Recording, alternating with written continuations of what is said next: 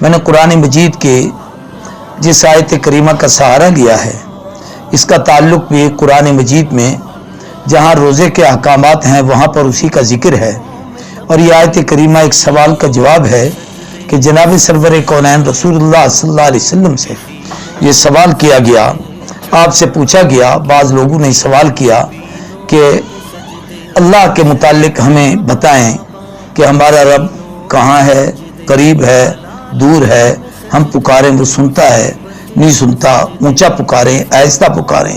اور بعض لوگوں کا جیسے یوں بھی خیال ہے کہ اللہ تو عرش پہ ہے، ہماری باتیں کیسے وہاں پہنچتی ہیں، کیسے سنتا ہے؟ تو اس کا جواب بھی اللہ نے فرمایا وَهُوَ مَعَكُمْ أَيْنَمَا كُنْتُمْ، تم جہاں بھی ہو اللہ تمہارے ساتھ ہوتا ہے۔ تو اس پر یہ آیت کریمہ اتری اس سوال کے جواب میں کہ وَإِذَا سَأَلَكَ عِبَادِي عَنِّي فَإِنِّي قَرِيب، جب میرے بندے میرے متعلق سوال کرتے ہیں تو آپ انہیں کہیے کہ انی قریب، میں تو تمہارے بہت قریب ہوں۔ اور دوسری جگہ ارشاد فرمایا میں تمہاری شاہ رگ سے بھی زیادہ قریب ہوں، یعنی وہ رگ جس میں انسان کی سانس چلتی ہے اور وہ اس کی زندگی کی رمق اسی سے وابستہ ہے، وہ سانس اور رگ کے درمیان تو ممکن ہے کوئی فاصلہ ہو، اللہ کی قربت اور تمہارے درمیان کوئی فاصلہ نہیں، اللہ اتنی قریب ہے۔ اجیب دعوت الداعی اذا دعان، جب کوئی پکارنے والا مجھے پکارتا ہے تو میں اس کی پکار کو سنتا ہوں، جب میں سنتا ہوں تو فلیستجیبوا لی، انہیں چاہیے کہ میرا حکم مانیں، ولیؤمنوا بی، اور مجھ پر ایمان رکھیں، لعلہم یرشدون، تاکہ رشد اور بھلائی کو حاصل کریں۔ اس آیت کو رمضان المبارک کے احکامات میں لانے سے ایک یہ مسئلہ بھی سمجھ آیا کہ رمضان المبارک دعاؤں کا مہینہ ہے اور قبولیت دعا کا مہینہ ہے، اس لیے نبی کریم صلی اللہ علیہ وسلم نے جو حضرت سلمان فارسی کی روایت میں ارشاد فرمایا کہ اس میں اللہ سے جنت کو طلب کرو اور جہنم سے پناہ مانگو، یعنی اللہ سے سوال کیا کرو جنت الفردوس، جنت فردوس کا، اور پناہ مانگا کرو جہنم کی آگ سے، تو یہ اللہ سے مانگنے کا مہینہ ہے، اور اس میں اللہ کی رحمت بندوں کی طرف ہر وقت متوجہ ہوتی ہے، اور اللہ اپنی خصوصی کرم اور نوازش اور رحمتیں اپنے بندوں پر برساتے ہیں۔ کوئی لمحہ ایسا نہیں جس وقت اس میں دعائیں قبول نہ ہوتی۔ دعا عبادت کا مغز ہے، دعا کا معنی ہے پکارنا، بلانا، کہ بندہ اپنے خالق کو پکارتا ہے، اپنا بندہ اپنے رب کے سامنے گڑ گڑاتا ہے، روتا ہے، عاجزی انکساری اور تضرع کرتا ہے، اللہ کے حضور مانگتا ہے، تو اللہ اس کی دعاؤں کو سنتے ہیں، اس کو قبول فرماتے ہیں۔ اور بلکہ ایک روایت اور ہی عجیب ہے کہ جب کوئی گناہگار فاسق اور فاجر دعا مانگتا ہے اللہ اس کی دعا کو بہت جلد قبول کر لیتے ہیں، کیونکہ اللہ اس کی دعا قبول کر کے اس کا مقصد اسے دے دیتے ہیں، تو وہ اللہ کو بھول جاتا ہے۔ اور جب مومن پکارتا ہے تو چونکہ وہ ہر وقت خدا کو یاد کرتا ہے، اللہ کا ذکر کرتا ہے، اللہ کی تعریف و توصیف میں مگن ہوتا ہے، تو اللہ کا قرب اس کو اتنا ملتا ہے کہ اللہ اس کی دعا کی قبولیت میں تاخیر فرماتے ہیں کہ یہ میرا بندہ اور مجھے پکارے اور پکارے اور پکارے۔ جیسے کوئی یوں سمجھو کہ نافرمان بچہ جس کو کبھی ماں باپ یاد نہ آئے ہوں، اور یہ بھی ایک مثال مشہور ہے کہ ایک بچہ ایسا تھا جو کبھی اپنے والدین کی فرما برداری نہیں کرتا تھا، تو ایک دن کسی نے مار دیا تو اس نے چیخا، پکارا ابا کو، اپنی والدہ کو، امی، تو ماں نے کہا کتنا خوش نصیب یعنی وہ آدمی میرے لیے تو باز سے خیر بنا ہے کہ جس نے میرے بیٹے کو یہ تکلیف دی، ایذا تو مجھے ضرور ہوئی ہے، لیکن چلو میرے بیٹے کے زبان پر میرا نام تو آ گیا ہے کہ اس نے مجھے تو پکارا ہے۔ تو اللہ کو پکارنا، اللہ کو یاد کرنا، اس سے اللہ بہت خوش ہوتے ہیں۔ اللہ اور بندے کے درمیان جو سب سے بڑا فرق ہے وہ ایک یہ بھی ہے کہ بندے سے جب کوئی چیز مانگو تو بندے ناراض ہوتے ہیں، اور اللہ سے مانگو تو اللہ راضی اور خوش ہوتا ہے۔ بندے سے نہ مانگو تو راضی ہوتا ہے، اللہ سے نہ مانگو تو اللہ ناراض ہوتے ہیں کہ میرا بندہ ہو کر میرے دروازے پہ نہیں جھکتا اور مجھ سے نہیں مانگتا۔ تو دعائیں قبولیت کا مہینہ ہے، اور یہ اوسط ہو مغفرہ، درمیانی حصہ مغفرت کا ہے، اس میں بخشش کی دعائیں، خاص طور پر رب اغفر ورحم وانت خیر الراحمین، ربنا ظلمنا انفسنا وان لم تغفر لنا وترحمنا لنكونن من الخاسرین۔ اللہ سے گناہوں کی معافی کی دعائیں مانگنی چاہیے اور بخشش کی دعائیں مانگنی چاہیے۔ دعاؤں کی قبولیت کے لیے ایک تو دعا کا مسنون طریقہ کیا ہے کہ کس طریقے سے دعا کرنی چاہیے، دوسرا دعا کے آداب کیا ہیں، تیسرا دعا کے اوقات کیا ہیں، چوتھا یہ ہے کہ دعا کے کچھ مقامات ایسے ہیں جہاں پر دعائیں قبول ہوتی ہیں، اور پانچواں یہ ہے کہ آدمی کے کچھ اعمال ایسے ہیں کہ جن اعمال کی وجہ سے اس کی دعائیں قبول ہوتی ہیں، اور کچھ شخصیات ایسی ہوتی ہیں کہ وہ جس وقت اللہ کے حضور دعائیں مانگیں اللہ ان کی دعاؤں کو رد نہیں کرتا۔ اس میں پہلی چیز تو یہ ہے کہ دعا کے مانگنے کا اور اس کا صحیح طریقہ کیا ہے کہ کس طریقے سے دعا کی جائے۔ ہمارے ہاں قرآن مجید سورت دعا ہے، سب سے پہلے مانگنے کا طریقہ بتایا گیا کہ جب رب کے حضور ہم مانگیں تو پہلے اس خالق کی تعریف و توصیف کریں، الحمدللہ رب العالمین الرحمن الرحیم مالک یوم الدین۔ سارے جہانوں کا پالنہار، ساری تعریفیں اسی کو زیب دیتی ہیں۔ رحمان بھی ہے، رحیم بھی ہے، قیامت کے دن کا مالک بھی ہے۔ پھر بندہ اپنا تعلق بتاتا ہے، ایاک نعبد و ایاک نستعین، اے اللہ ہم تیرے بندے ہیں اور تجھی سے مدد مانگتے ہیں۔ اب اپنا مدعا پیش کرتا ہے کہ اہدنا الصراط المستقیم صراط الذین انعمت علیہم غیر المغضوب علیہم ولا الضالین آمین، کہ اللہ میں تجھ سے یہ مانگنا چاہتا ہوں ہمیں ہدایت نصیب کر۔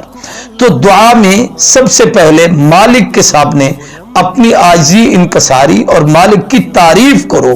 اور دنیا میں بھی ایسا ہی ہے کہ اگر آپ کسی کے پاس گئے ہیں تو آدمی جا کر اس سے جاتے ساتھ ہی سوال نہیں کرتا، بلکہ اس کے سامنے اس کا ایک انداز ہوتا ہے گفتگو کا کہ آپ ہمارے مخدوم ہیں، آپ ہمارے مولا ہیں، آپ ہمارے آقا ہیں، آپ ہمارے محسن ہیں، آپ ہمارے مشفق ہیں، آپ ہمارے مربی ہیں، آپ کا ہمارا اتنے عرصے سے تعلق ہے، ہمیں جب بھی کوئی مشکل پیش آئی ہے آپ نے ہمارے ساتھ رہنمائی فرمائی ہے، ہمارے ساتھ تعاون کیا ہے اور ہماری ہمدردی کی ہے، اس لیے میں فلاں سلسلے میں آپ کے پاس آیا ہوں۔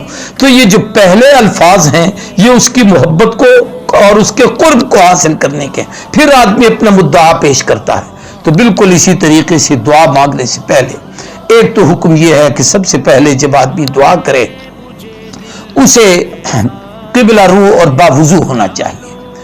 ایسے میلے گندے کپڑوں کے ساتھ گندی جگہ پر بیٹھے ہوئے کسی بےہودہ حالت میں یہ رب سے مانگنے کا سلیقہ نہیں ہے۔ باوضو ہو، قبلہ رو ہو کے بیٹھے کہ اللہ کے گھر کی طرف، کعبۃ اللہ کی طرف اس کا رخ ہو، اپنے رب کے حضور مانگ رہا ہے تو اسی کی طرف منہ کر کے بیٹھے، یعنی اس کے گھر کی طرف جہاں انوارات کی بارش ہو رہی ہے اور وہاں سے بارش پوری انسانیت میں تقسیم ہوتی ہے، تو اس کی طرف اگر رخ نہیں ہے تو پھر اس کا معنی یہ ہے کہ آپ ایسی کسی طرف منہ کر کے مانگ رہے ہیں۔ یہ درست ہے کہ جس طرف بھی آدمی کا رخ ہو ہاتھ اٹھائے، اللہ قبول کرتے ہیں، لیکن افضل طریقہ یہ ہے کہ قبلے کی طرف رخ ہو کر کے دعا کرنی چاہیے، باوضو دعا کرنی چاہیے۔ پھر اس کے بعد یہ ہے کہ دعا کے شروع میں حدیث میں آتا ہے کہ ہاتھوں کو کندھوں کے برابر اوپر اٹھائے، اس طریقے سے ہاتھ بالکل، بعض دفعہ لوگ یوں ہاتھ ایسے جوڑ کے دعا مانگتے ہیں، بعض لوگ بالکل ہاتھ نیچے ڈال دیتے ہیں، اور بعض لوگ تو یوں، بڑے لوگ جو عام طور پر مختلف جگہوں پہ جانا ہوتا ہے تو ان لوگوں کی دعاؤں کی کیفیت یہ ہوتی ہے کہ ہاتھ اٹھایا اور یوں کر کے یوں کر دیا۔ یہ کوئی دعا نہیں ہے۔ دعا کے لیے کم از کم اپنے سینے کے برابر ہاتھ ہو اور دونوں ہاتھوں کو آسمان کی طرف یوں اٹھائے کھلا کرے، اور دونوں ہاتھوں کی انگلیوں کے چھوٹیوں کے درمیان، ہتھیلیوں کے درمیان ہلکا سا وقفہ رکھے، جڑ بھی جائیں تب بھی کوئی بات نہیں، لیکن اتنا رکھے تاکہ ہاتھ اپنے اپنے سہارے پر ہوں، ایک دوسرے کا ہاتھ سہارا نہ لے، اور پھر اللہ کی طرف متوجہ ہو۔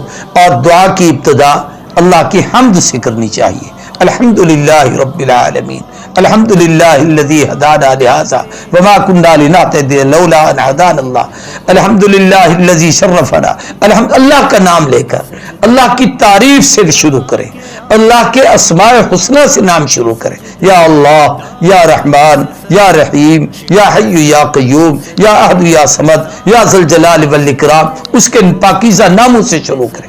اور پھر دعا میں اللہ کی تعریف و توصیف کے بعد جناب سرور کونین سید المرسلین इमामुल अंबिया वल मुरसलीन खातमुन नबिय्यीन सय्यदना मुहम्मदुर रसूलुल्लाह सल्लल्लाहु अलैहि वसल्लम की ज़ात अक़दस पर दरूद शरीफ पढ़े।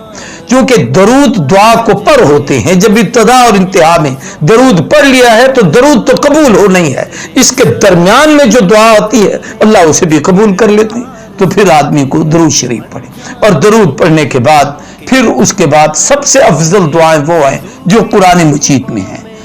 कुरानी आयात जितनी दुआएं हैं उनमें जो सबसे आला तरीन दुआ है, जो पहली आसमानी किताबों में किसी नबी पर नहीं उतरी, वो नबी करीम सल्लल्लाहु अलैहि वसल्लम का खासा है, वो है रब्बना आतिना फिद दुनिया हसना व फिल आखिरति हसना व किना अज़ाबन नार। ऐ अल्लाह, ऐ हमारे रब, आतिना फिद दुनिया हसना, दुनिया की खैरें नसीब कर, वफिल आखिरत हसना, आखिरत की खैरें नसीब कर, और वकिना अज़ाबन नार, हमें जहन्नम के अजाब से बचा दे।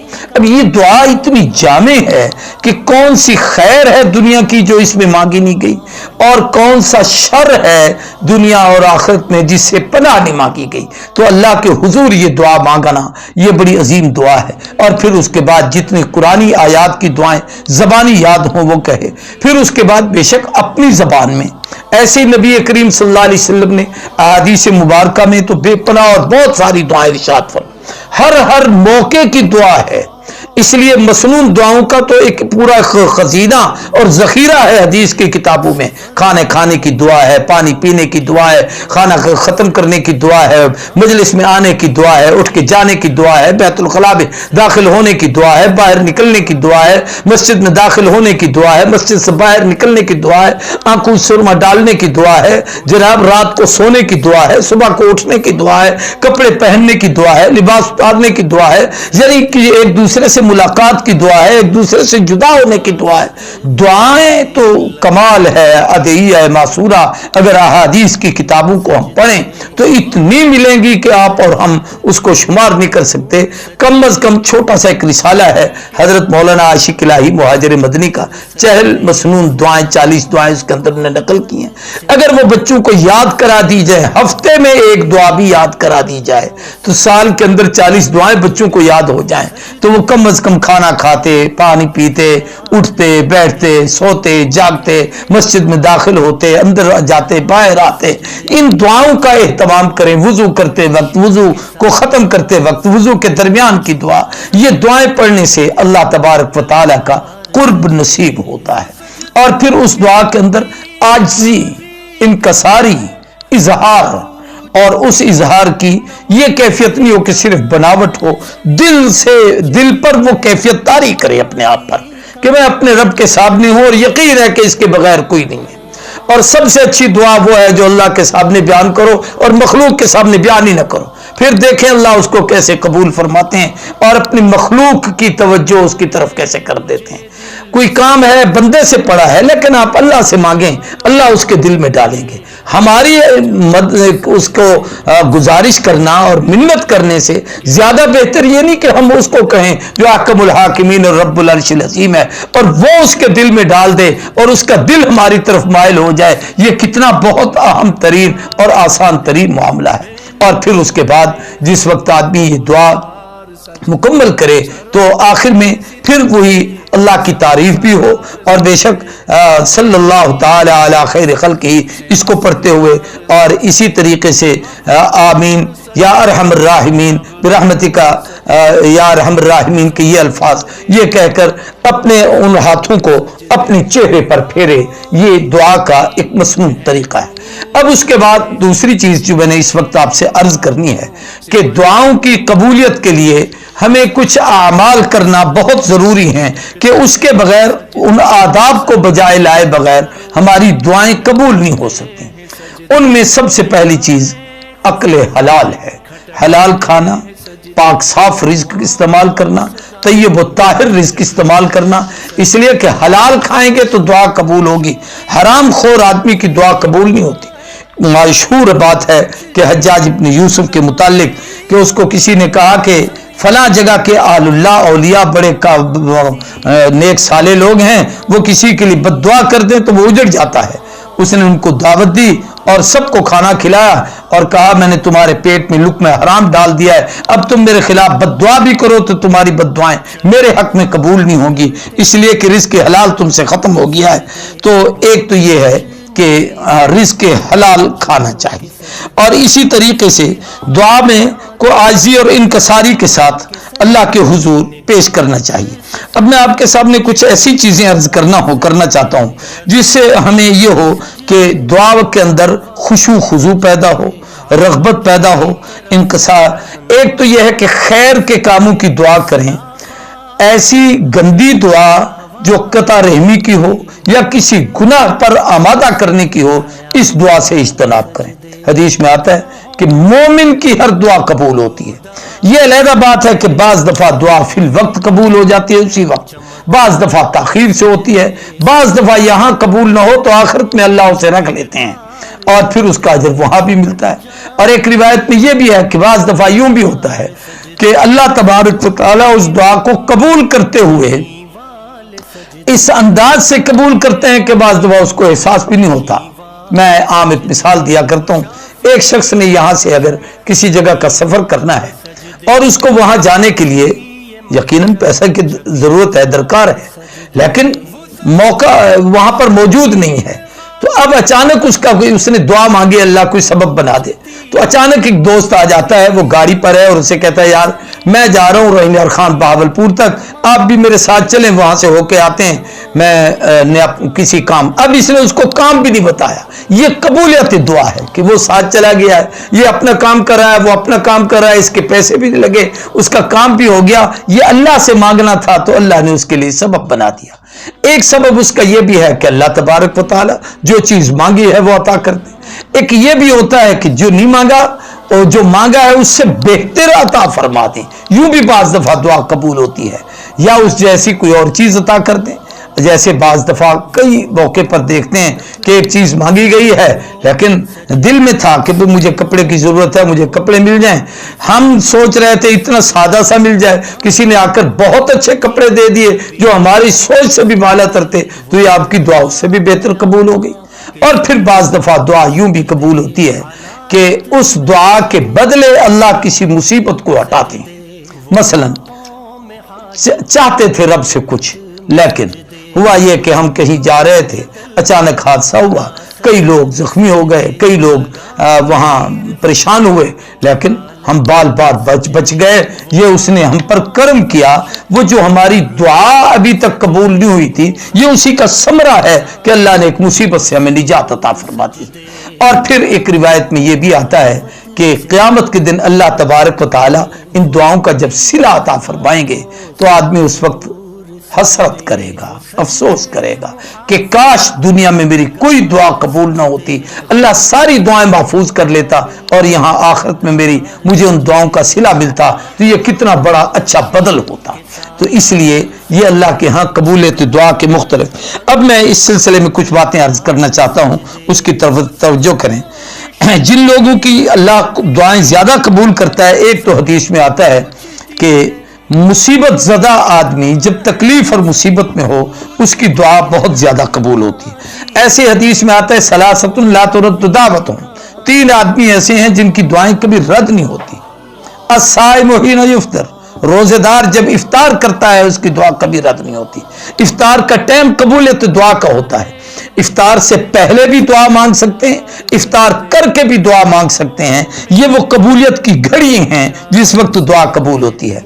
और दूसरा फरमाया दुआउल वालिद ली वालिदिही, वालिदैन अपनी औलाद के लिए जब दुआ मांगे, माँ बाप के हाथ उठते हैं, अल्लाह के यहाँ कबूलियत में कोई वो ताखीर नहीं होती, अल्लाह उसे जरूर कबूल करते हैं। ऐसी मजलूम की खुदा का अर्श हिलाती है और वो दुआ कबूल होती है। इसलिए एक हदीस में है इत्तक़ी दावतुल मजलूम फ़इन्न लैसा बैनहु व बैनल्लाहि तआला हिजाब। अब मजलूम की आह से बच, अल्लाह और उस मजलूम की आह के दरमियान कोई फासला नहीं होता। ये जब आह निकालता है तो खुदा का अर्श हिल जाता है, अल्लाह फौरन उसकी दुआ को कबूल करते हैं। ऐसी मरीज आदमी के पास बैठे हुए की दुआ, मरीज की दुआ भी कबूल होती है। मरीज के पास बैठकर दुआ मांगो तब भी कबूल होती है। मुसाफिर की दुआ भी कबूल होती है, मुसाफरी में भी दुआ कबूल होती है। मुसाफिर से दुआ मंगवाओ तो तब भी अल्लाह तबारक व तआला उसको कबूल करते हैं। रोजेदार के लिए तो यह है कि फी कुल्ली यौमिन व लैला दावतुन मुस्तजाबा, रोजेदार रोजे की हालत में दिन को हो रात को हो, हर हालत में उसकी दुआएं कबूल होती हैं। दिन को भी कबूल होती हैं, रात को भी कबूल होती हैं, इफ्तारी में भी कबूल होती हैं, सेहरी में भी कबूल होती हैं। तो रोजेदार की हर वक्त की अल्लाह तबारक व तआला दुआओं को कबूल फरमाता है। इस तरीके से हदीस में आता है दुआउल गायब लिल गायब, गायब की गायब के लिए दुआ, एक आदमी मौजूद नहीं है, आप उसके लिए दुआ मांग रहे हैं, आपको किसी ने दुआ के लिए कहा, आपने दुआ मांगी, अल्लाह फला आदमी ने मुझे दुआ के लिए कहा है, अल्लाह मैं तेरा गुनाहगार बंदा हूं, लेकिन मैं अपने उस बंदे के तेरा बंदा है उसके हक में ए करीम मौला तुझे दरखास्त करता हूं, उसकी मुसीबत को दूर कर दे, उसको नेक साले औलाद अता कर दे, उसके रोजगार में बरकतें अता कर दे, उसकी आखिरत बेहतर कर दे।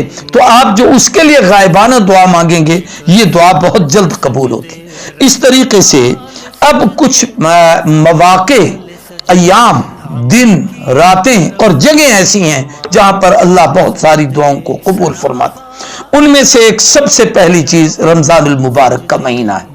रमजान शुरू होता है और आखिर तक, इसका हर अशरा से बाद वाला अशरा पहले से ज्यादा कबूलियत दुआ का होता है। अव्वलहू रहमतुन, उसमें रहमत बरसती रहती, लेकिन जब दूसरा आता है फिर मगफिरत के अंदाज शुरू हो जाते हैं।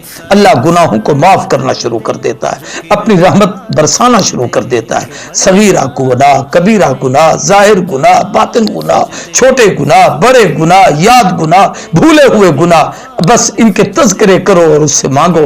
और बंदा ये सोचे, कभी थोड़ा सा अपने जहन में ले आए, और मैं बिल्कुल वाकई कभी खुद सोचता हूँ कि पूरी जिंदगी में कोई अमल हमारा कोई इखलास वाला होगा, फिर डरते हैं कि अल्लाह, खौफ आता है, अल्लाह कोई अमल नहीं है, कोई नेकी नहीं है, किसी चीज पर मान नहीं है, किसी पर हमें एतमाद नहीं है सिवाय तेरी रहमत के कि तू अरहमुर राहिमीन है। हमारे हाल पर रहम कर दे, हमारे गुनाहों को माफ कर दे, हमारे इन चासेरों को अल्लाह अपनी रहमत से धो डाल, हमारी गुनाहों की गठरी को उतार दे, हम सब के हाल पर रहम फरमा दे। और फिर रमजान का जो आखिरी अशरा है वो तो हर ताक रात लैलतुल कदर है, फिर हर रात इबादत की है, फिर उसमें खत्म कुरान की तकरीबात आती हैं। तो हदीस में आता है खत्म कुरान पर दुआएं कबूल होती हैं। फिर उसके जो हर रात का आखिरी हिस्सा सहरी का है वो और ज्यादा कबूलियत दुआ का है। तो रमजानुल मुबारक का एक एक लम्हा कबूलियत दुआ का होता है, इसलिए उसके अंदर खूब दुआएं कबूल होनी चाहिए, करनी चाहिए। इस तरीके से अरफा 9 ज़ुल्हज की दुआएं वो दिन सारा दिन मांगने का है, और बिलखुसूस हुज्जाज इकराम जब अरफात के मैदान में होते हैं। ईदैन में अल्लाह दुआओं को कबूल फरमाते हैं। ईदगाह की तरफ जाते हुए आते हुए दरमियान में अल्लाह का जिक्र करें, तकबीरात तशरीक पढ़ते रहें, और फिर वहाँ जाकर खुतबा नमाज पढ़ें, और फिर इमाम का खुतबा सुने, फिर जो दुआएं मांगे। इस दौरान सारा वक्त ये दुआओं की कबूलियत का होता है, अल्लाह दुआओं को कबूल करते हैं। शब जुमा को दुआ कबूल होती है। इसी तरीके से हर रात को आखिरी हिस्से में अल्लाह तबारक व तआला दुआओं को कबूल फरमाते हैं। आधी रात के बाद अल्लाह की शान करीमी आसमानी दुनिया पर अपने बंदों के लिए रहमत में इंतजार में होती है कि है कोई रिज्क का तलबगार अता करूं, माफी मांगने वाला माफ कर दूं, रिज्क तलब करे दे दूं, दुआएं मांगे कबूल कर दूं, मैं अता करने के लिए तैयार हूं। कोई दस्त दुआ मुझे मिले, सवाल करे, मैं अपनी रहमतों से माला माल करता हूं। असर से मगरिब के दरमियान ये भी गुरूब आफ्ताब तक दुआ की कबूलियत का वक्त होता है। फजर से इशराक के दरमियान ये भी कबूलियत दुआ का वक्त होता है। आज़ान के वक्त और आज़ान के बाद ये भी कबूलियत दुआ का वक्त होता है। किसी मजलिस में जिक्र खैर किया, इबादत की, तिलावत की, दुआ की, बयान किया, वाज किया, नसीहत की, दुरूद शरीफ पढ़ा, इस्तगफार पढ़ा, जब इख्तिताम करने लगो तो उस वक्त दुआ की जाए, यह भी कबूलियत दुआ का वक्त होता है। आज़ान और इकामत के दरमियान का जो लम्हा होता है उस वक्त भी अल्लाह के यहाँ दुआएं कबूल होती हैं। इसी तरीके से मैदानी जिहाद में मुजाहिद जब खड़ा हो तो उस वक्त अल्लाह के यहाँ उसकी दुआएं कबूल होती हैं। फ़र्ज नमाजों के बाद सलातिल मकतूबा, फ़र्ज नमाजों की अदायगी के बाद मसनून दुआएं हदीस की किताबों में मौजूद हैं, वो पढ़नी चाहिए। और उसके अलावा भी अपनी गर्ज की कोई दुआ मांगता है, अल्लाह उसे कबूल करते हैं। उन मसनून में से अस्तगफिरुल्लाह है, अल्लाह अकबर का जुमला है। इसी तरीके से अल्लाहुम्मा अंत सलाम व मिनका सलाम तबारक रब्बना व तआला या ज़ल जलाल वल इकराम अल्लाहुम्मा आइनी अला ज़िक्रिका व शुक्रिका वो हुस्न इबादतिक, जमा के साथ भी पढ़ सकते हैं अल्लाहुम्मा आइना अला ज़िक्रिका व शुक्रिका वो हुस्न इबादतिक। ऐसे कुरान मजीद तिलावत ख़त्म करते वक्त हज़रत अब्दुल्लाह इब्न मसूद की आदत थी कि जब वो कुरान ख़त्म करते तो अपने अज़ा अक़रबा रिश्तेदारों को जमा करके मुश्तरका इकट्ठे होकर दुआ मांगते थे। जमजम पीते वक्त दुआ मांगे। ऐसी सफ़ा मरवा की दौड़ के दरमियान की दुआएं, मिना अरफात के मैदान की दुआएं, ये सारे मकामात कबूलियत दुआ के हैं। अब कुछ ऐसी और मकामात भी हैं जिनमें दुआएं कबूल होती हैं। मुर्ग की आवाज़ जिस वक्त वो अजानों के वक्त अजान देता है तो अब तो वो मुर्ग रहे नहीं जो अजानें दें। अब तो चूंकि ब्राइडल का दौर है तो जो अपने पाँव पर नहीं खड़ा हो सकता वो किसी को क्या जगाएगा, तो वो कबूलियत दुआ। ऐसे ही मुसलमानों का इज्तिमा हो तो उस वक्त दुआ कबूल होती। सूरत फातिहा पढ़ते हुए जिस वक्त आमीन वलद्दालीन कहा जाता है तो उसके बाद आमीन के जुमले कहें तो ये भी कबूलियत दुआ का वक्त है। इसी तरीके से और बारिश के वक्त अल्लाह तबारक व तआला जब बारिश होती है उस वक्त भी दुआ कबूल होती है। और बारिश का पानी भी, उस पानी को भी रहमत और बरकत का पानी कहा गया। ऐसी जमजम पीते वक्त और इसी तरीके से काबतुल्लाह पर जब पहली नजर पड़े तो उस वक्त जो दुआ मांगो अल्लाह कबूल करते हैं। इसलिए उलमा कहते हैं कि काबे पर पहली नजर पड़े तो उस वक्त दुआ ही अल्लाह से मुस्तजाबुत दावत की मांगनी चाहिए। पहली नजर ये पड़े कि तो ये कहे कि ऐ अल्लाह अब मैं जो दुआ मांगू तो उसे कबूल कर। जब ये कबूल हो गई तो उसके बाद हर खैर की दुआ आपकी कबूल हो जाएगी। इसलिए वो दुआ से तो ऐसी मकाम इब्राहिम पर दुआओं का मांगना।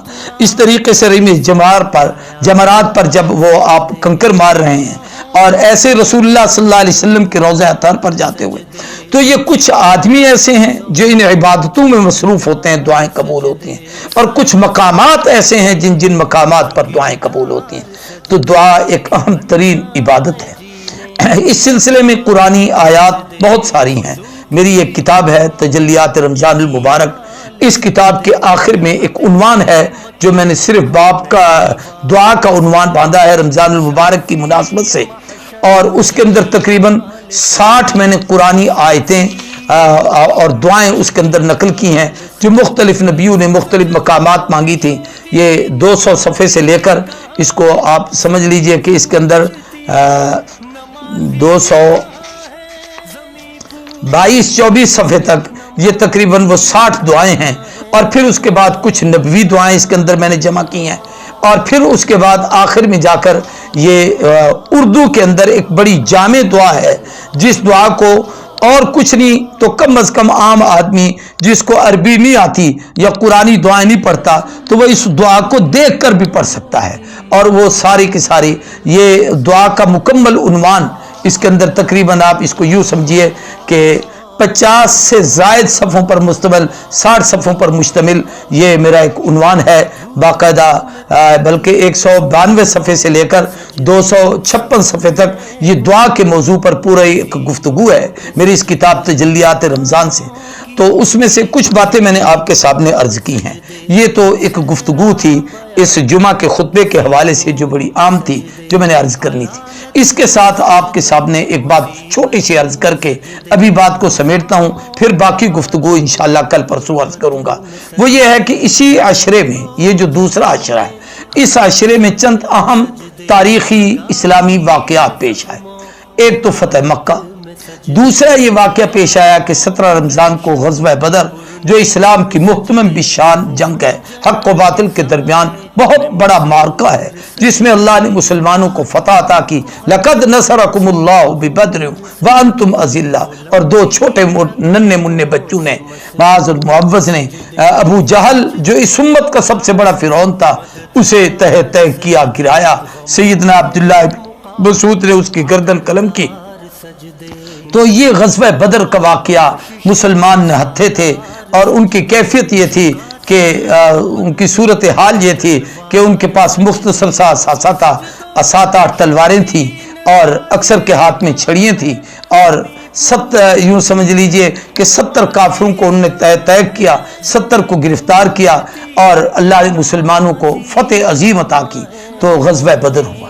اسی طریقے سے 17 رمضان کو ایک اور واقعہ بھی بڑا عظیم شان ہے جو اسلامی تاریخ میں ہے، وہ ہے ام المؤمنین صدیقہ کائنات سیدہ طیبہ طاہرہ امت مسلمہ کی عظیم ترین ماں، رسول اللہ صلی اللہ علیہ وسلم کی محبوبہ اور محبوب خدا کی محبوبہ سیدہ طیبہ طاہرہ عائشہ صدیقہ سلام اللہ علیہا رضی اللہ تعالی عنہا، ان کا وصال انتقال یہ بھی رمضان المبارک کی 17 تاریخ کو ہوا۔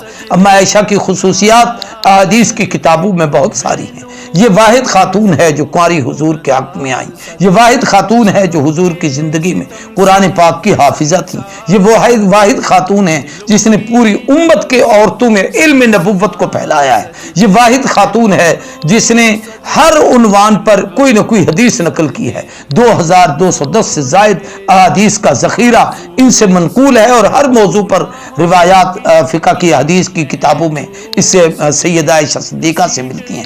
پھر حضور اکرم صلی اللہ علیہ وسلم بی بی کہتے ہیں میرے کئی نصیب اور مقدر کی باتیں کہ اللہ کے محبوب میں جہاں سے پانی پیتی حضور وہاں سے پانی پیتے تھے۔ بی بی کہتی ہے میرا دوپٹہ تھا جو اسلام کا پرچم بناتا ہے ایک جنگ میں غالباً غزوہ بدر میں۔ پھر بی بی ہی کی یہ خصوصیت اور یہ ان کی سعادت ہے کہ حضور اکرم صلی اللہ علیہ وسلم کے آخری دنوں میں وصال کے دنوں میں آپ نے حجرہ عائشہ کو ہی پسند فرمایا اور وہی آپ کا وصال مبارک ہوا۔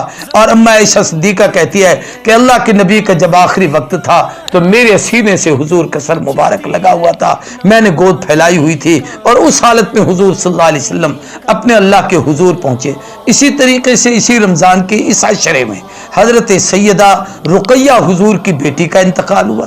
اسی طریقے سے اسی عشرے میں محمد ابن قاسم جو عرب کی دھرتی سے اٹھا اور ملتان میں آ کر اس نے پرچم اسلام لہرایا، تو یہ بھی ایک بڑی عظیم ترین تاریخی واقعہ ہے۔ اس حوالے سے ساری باتیں پھر دوسرے موقع پر میں ان دنوں میں عرض کروں گا۔ اللہ ہم سب کی حاضری کو قبول کرے۔ وآخر دعوانا الحمدللہ۔